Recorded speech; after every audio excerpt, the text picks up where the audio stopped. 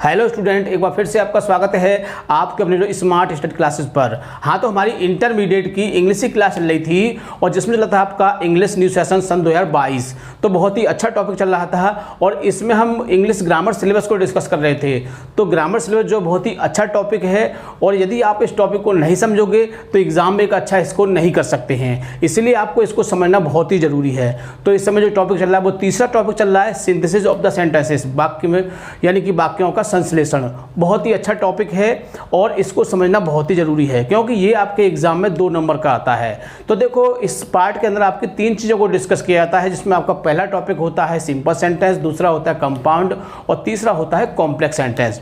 तो देखो, आपका जो पहला टॉपिक है सिंपल सेंटेंस उसको हम समाप्त कर चुके हैं और आपका दूसरा भी टॉपिक समाप्त हो चुका है कंपाउंड सेंटेंस, और उसकी एक्सरसाइज जो कुछ था उसका सब कुछ फिनिश करा चुके हैं। और आज के वीडियो में हम डिस्कस करेंगे आपका तीसरा टॉपिक है यानी कि कॉम्प्लेक्स सेंटेंस। क्या है कॉम्प्लेक्स सेंटेंस? बहुत ही अच्छा टॉपिक है, इसको बोलते हैं हिंदी में मिश्रित वाक्य। तो देखो, इसमें भी और वाक्यों की तरह ही इसमें भी आपको एक साथ 2 वाक्य दिए होते हैं और जिनको मिलाकर आपको कुछ नियमों के द्वारा क्या बनाना पड़ता है, एक कॉम्प्लेक्स सेंटेंस बनाना पड़ता है। यानी कि वो नियम जो होते हैं वो होते हैं आपके सबऑर्डिनेट क्लॉज। क्या है? Subordinate clause. और सबऑर्डिनेट क्लॉज के कुछ कंजक्शन होते हैं। तो वो कंजक्शन जो होते हैं वो मुख्य रूप से 3 प्रकार के होते हैं। कितने होते हैं? 3 प्रकार के, यानी कि नाउन क्लॉज द्वारा, एडजेक्टिव क्लॉज द्वारा और एडवर्ब क्लॉज द्वारा। तो नाउन क्लॉज के कुछ शब्द होते हैं और आपके एडजेक्टिव क्लॉज के भी कुछ वर्ड होते हैं और तीसरा है आपका एडवर्ब क्लॉज, उसके भी कुछ वर्ड होते हैं। तो इनके द्वारा जो वाक्य को जोड़ा जाता है उसको बोलते हैं हम कॉम्प्लेक्स सेंटेंस। तो देखो, इसमें आपका एक पीसी यानी कि प्रिंसिपल क्लॉज होता है और दूसरा होता है एससी यानी कि सबऑर्डिनेट क्लॉज। तो बहुत ही अच्छी तरह से आपको समझना है और इसमें हम आपको बहुत ही अच्छे से बताएंगे कि किस तरह से आप इसको यानी कि कॉम्प्लेक्स में बदल सकते हैं बहुत ही अच्छी तरह से। तो देखो, इसका जो मैंने बताया था इसके 3 टॉपिक होते हैं और आज की वीडियो में हम इसका पहला टॉपिक डिस्कस करेंगे, नाउन क्लॉज द्वारा कॉम्प्लेक्स बनाना, यानी किस तरह से हम नाउन क्लॉज के द्वारा कॉम्प्लेक्स बना सकते हैं। ठीक है, तो वीडियो को पूरा देखना है, बिल्कुल भी स्किप नहीं करना है। जो विद्यार्थी चैनल पर नए हैं वो चैनल को सब्सक्राइब कर लें, बेल आइकन प्रेस कर लें ताकि आगे आने वाली वीडियो का नोटिफिकेशन आसानी से प्राप्त हो सके। ठीक है, ज़्यादा समय ना वेस्ट करते हुए चलते हैं अपने टॉपिक की ओर।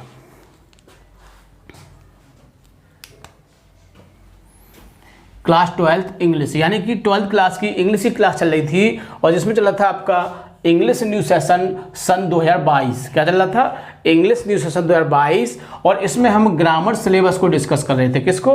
ग्रामर सिलेबस को। तो देखो, हमने आपको बताया था कि ग्रामर सिलेबस बहुत ही अच्छा सिलेबस है और आप इसको ध्यान से नहीं समझोगे तब तक आप एग्जाम में एक अच्छा स्कोर नहीं कर सकते हैं। और दूसरा, जो आपका टेक्स्ट बुक का जो सिलेबस है वो भी आपकी समझ में ठीक प्रकार से नहीं आएगा यदि आपने इसको ध्यान से नहीं समझा। तो इसको समझना बहुत ही ज़रूरी है और बेसिकली ये सेपरेट रूप से भी आपका एग्जाम में आता है। तो इस समय जो टॉपिक चल रहा है आपका तीसरा टॉपिक चल रहा है सिंथेसिस ऑफ द सेंटेंसेस, वाक्यों का संश्लेषण। बहुत ही अच्छा टॉपिक है और इसमें हम डिस्कस कर रहे थे आपका कॉम्प्लेक्स सेंटेंस, जिसको बोलते हैं मिश्रित वाक्य। तो देखो, मैंने आपको बताया था इसमें क्या होता है, एक साथ 2 या 2 से अधिक वाक्य दिए होते हैं और जिनको हम सबऑर्डिनेट क्लॉज के द्वारा जोड़ते हैं। और जो सबऑर्डिनेट क्लॉज होता है वो मुख्य रूप से हमारा 3 प्रकार के होते हैं। यानी मैंने आपको बताया था सबऑर्डिनेट क्लॉज द्वारा कॉम्प्लेक्स सेंटेंस बनाना है। तो ये कितने प्रकार के होते हैं? ये 3 प्रकार के होते हैं। मैंने अभी आपको बताया था, पहला होता है नाउन क्लॉज, दूसरा एडजेक्टिव क्लॉज और तीसरा होता है एडवर्ब क्लॉज। तो देखो, इनके कुछ वर्ड होते हैं। यही नाउन क्लॉज में कितने वर्ड होते हैं? आपके 3 वर्ड होते हैं।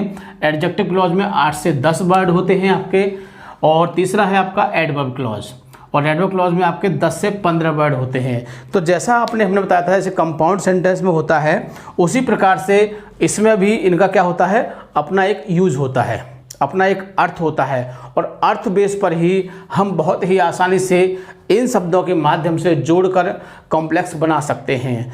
तो किस तरह से?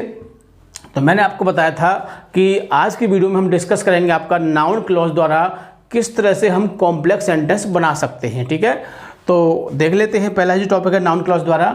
नाउन क्लॉज, जब नाउन क्लॉज द्वारा कॉम्प्लेक्स बनाते हैं तो निम्न शब्दों के द्वारा कॉम्प्लेक्स बनाते हैं। तो देखो, मैंने आपको बताया था कुछ इसके निश्चित शब्द होते हैं, जिसमें पहला है आपका डेट, जिसको बोलते हैं हम की। क्या बोलते हैं? की। दूसरा है इसमें वाट या फिर टू वाट, इसका मतलब क्या होता है? जो कुछ होता है। तो मैंने आपको बताया था कि इसमें क्या होता है, इसमें आपको दो वाक्य दिए होते हैं और उन दोनों वाक्यों को हम कंजक्शन से जोड़ते हैं उसके अर्थ बेस पर, ठीक है। तो अब यदि आपको देखना है कि हम नाउन क्लॉज द्वारा किस तरह से कॉम्प्लेक्स बना सकते हैं, तो उसके लिए कुछ निश्चित बातें आपको ध्यान रखनी है। तो मैं उन बातों को पहले नोट के माध्यम से आपको बताऊंगा, ताकि जब एग्जाम्पल आप यूज़ करें तो आप उस गलती को ना करें। तो देख लेते हैं वो नोट में क्या है।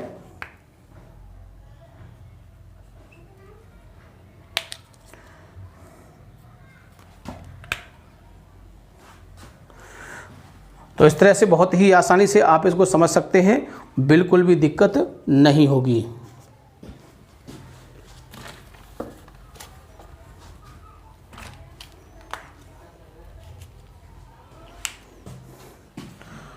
तो देखो नोट के माध्यम से मैं बताऊंगा आपको कि किस तरह से, यानी कि मैंने आपको बताया कि इसमें कुछ वर्ड होते हैं हमारे, और उन वर्डों के माध्यम से हम दोनों वाक्यों को जोड़ सकते हैं, ठीक है।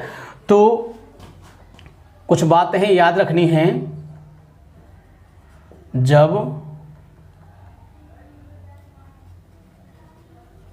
नाउन क्लॉज द्वारा कॉम्प्लेक्स बनाते हैं तो अर्थ के आधार पर दोनों वाक्यों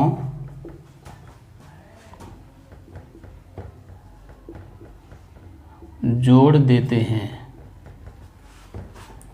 ठीक। इतनी बात याद रखनी है कि हम अर्थ के बेस पर दोनों वाक्यों को जोड़ देते हैं। दूसरी बात क्या होगी,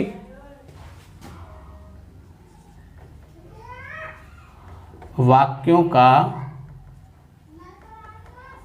स्थान भी बदल सकते हैं। यानी कि अगर हमारा कॉम्प्लेक्स बनाने में कोई दिक्कत हो रही है, हमारा जो अर्थ सही फिट नहीं बैठ रहा है, तो हम उन वाक्यों का स्थान भी बदल सकते हैं। यानी कि जो वाक्य इधर है उसको इधर कर सकते हैं और इधर को इधर कर सकते हैं। तीसरी बात,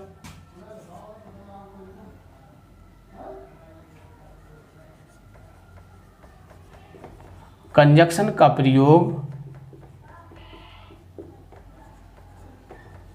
शुरू में भी कर सकते हैं। यानी कि जो कंजक्शन है, यानी कि जैसे कि आपका डेट है या वाट या टू वाट, जो कंजक्शन है, इनका प्रयोग हम शुरू में भी कर सकते हैं। जब शुरू में करते हैं तो दोनों वाक्यों को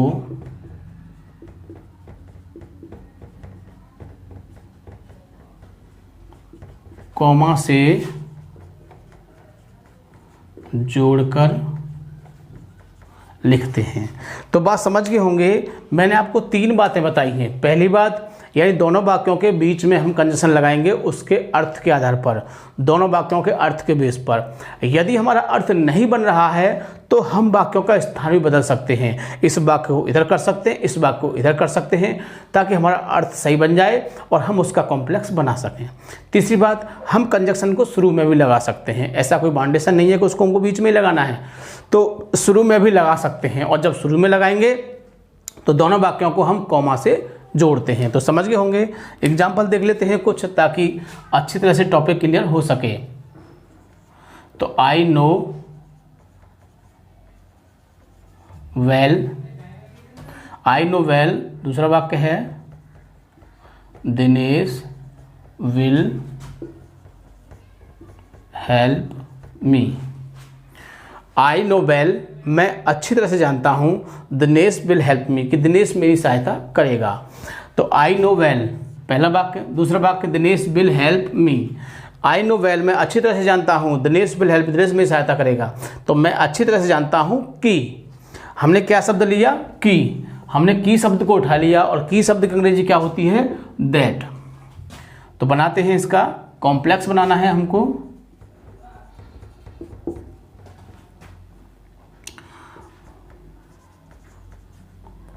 I know well that Dinesh will help me. बताओ कोई दिक्कत? बहुत ही आसानी से। दूसरा वाक्य देख लेते हैं। The sun rises in the east, it is fact.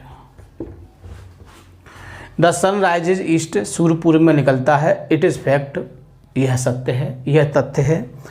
तो देखो, सूर्य पूर्व में निकलता है, यह तथ्य है। तो देखो हमारा अर्थ नहीं बन रहा है, तो हमने बताया था कि हम वाक्यों को आगे पीछे भी कर सकते हैं। तो हो जाएगा इट इज फैक्ट, यह तथ्य है कि, यह तथ्य है कि, और की के लिए क्या लगाते हैं? That the sun rises in the east. बताओ, बहुत ही आसानी से चेंज कर सकते हैं, बिल्कुल भी दिक्कत नहीं होगी। एक और वाक्य देख लेते हैं इसका।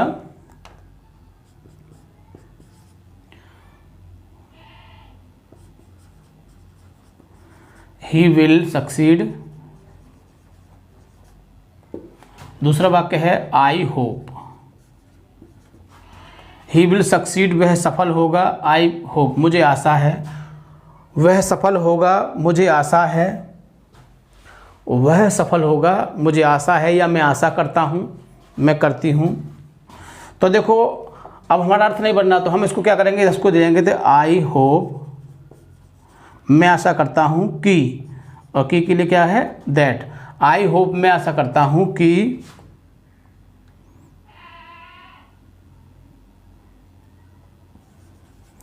ही विल सक्सीड, कि वह सफल होगा। बात समझ में आई नहीं आई? ठीक। अगला वाक्य देख लेते हैं।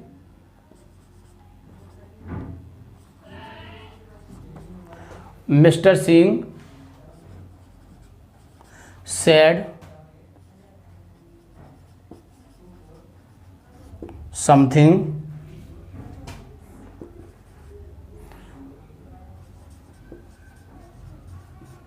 I did not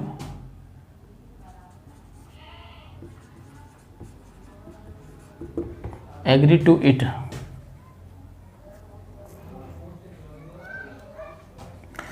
तो mister Singh said something, mister Singh ने कुछ कहा। I did not agree to it, मैं इसके प्रति क्या सहमत नहीं था। तो आई डिड नॉट एग्री, मैं सहमत नहीं था जो कुछ मिस्टर सिंह ने कहा। तो बनाते हैं इसका।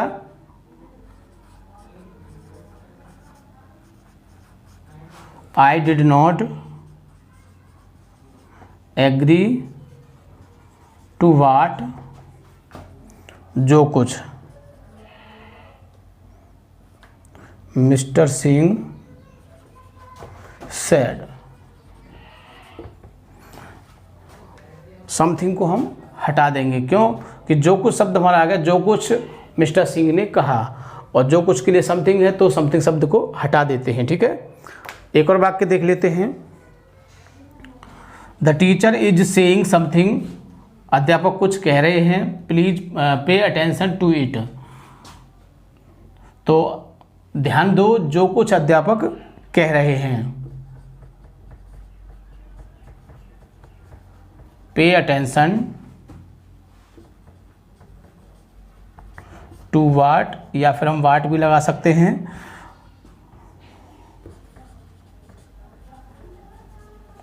The teacher is saying. ठीक। तो इस तरह से बहुत ही आसानी से आप चेंज कर सकते हैं। सिर्फ आपको क्या करना है, ये दोनों वर्ड याद रखने हैं और इन दोनों वर्ड का मीनिंग याद रखना है। क्यों कि एग्जाम में जैसे ही आपको वाक्य दिखाई देंगे दो अलग अलग, और यदि आपसे कहा जाए कि इनका कॉम्प्लेक्स सेंटेंस में बदलिए, तो आपको याद करना है कि कॉम्प्लेक्स सेंटेंस किससे बनता है। तो आपको पता होना चाहिए कि नाउन क्लॉज से बनता है, एडजेक्टिव क्लॉज से बनता है और एडवर्ब क्लॉज से बनता है। तो हमने आपको बताया था कि नाउन क्लॉज के हमारे 3 वर्ड होते हैं, एडजेक्टिव क्लॉज से 8 से 10 वर्ड होते हैं और आपके एडवर्ब क्लॉज के 10 से 15 वर्ड होते हैं। तो इन वर्डों को अच्छी तरह से विद हिंदी याद रखना है। जैसे ही आपको एग्जाम वाक्य दिखाई दे तो उनके हम अर्थ के बेस पर दोनों वाक्यों को जोड़ सकते हैं, और जो कुछ हमने आपको नोट में लिखवाया है इस नोट की बातों को भी अच्छी तरह से आप याद रखोगे। क्यों कि जब तक ये बातें नहीं याद रहेंगी इसको आप ठीक से नहीं बदल पाओगे, इसमें आप गलतियां कर सकते हो। ठीक है, तो बहुत ही अच्छी तरह से आपको ध्यान से समझना है। और इसमें आपके मैंने बताए थे टोटल आपके 3 टॉपिक हैं, यानी कि पहला है नाउन क्लॉज, फिर एडजेक्टिव क्लॉज, फिर एडवर्ब क्लॉज। तो देखो नाउन क्लॉज हमने क्लियर करा दिया है, इसके बाद हम अगले वीडियो में आपको कराएंगे एडजेक्टिव क्लॉज, फिर एडवर्ब क्लॉज और फिर इसके बाद इसकी एक्सरसाइज। इसके बाद आपका ये टॉपिक भी समाप्त हो जाएगा और उसके बाद आपका जो नया टॉपिक स्टार्ट होगा जिसकी आपको काफ़ी समय से इंतजार है, सिंटैक्स, क्योंकि बहुत ही अच्छा टॉपिक है और समझ में भी लोगों के कम आता है, लेकिन हम गारंटी से उसको सिखा देते हैं। ठीक है, तो वीडियो को पूरा देखना है, बिल्कुल भी स्किप नहीं करना है। ठीक है, थैंक यू। जय हिंद, जय भारत।